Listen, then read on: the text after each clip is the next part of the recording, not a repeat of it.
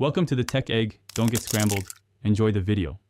Start by setting clear daily targets. Aim for 3 mg B2 per day for adult men and 1 mg per day for adult women. Pregnant people need about 4 mg and breastfeeding people 6 mg per day, so adjust meals accordingly.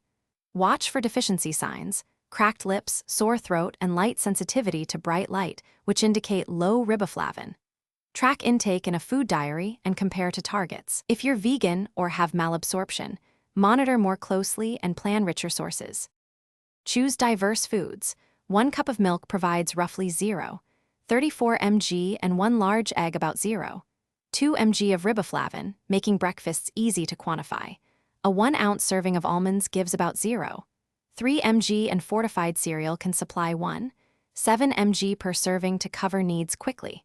Add liver, lean beef, and yogurt as concentrated sources to include weekly or more often. Combine portions across meals so total daily intake meets your target without relying on supplements alone.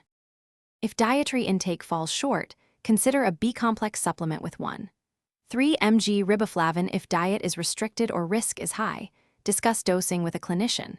Preserve riboflavin by storing foods in cool, dark places and avoid prolonged boiling, since riboflavin is light-sensitive and water-soluble.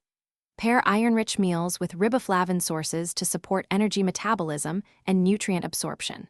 Finally, reassess intake after 4 weeks. Adjust servings and seek medical testing if symptoms persist despite dietary change.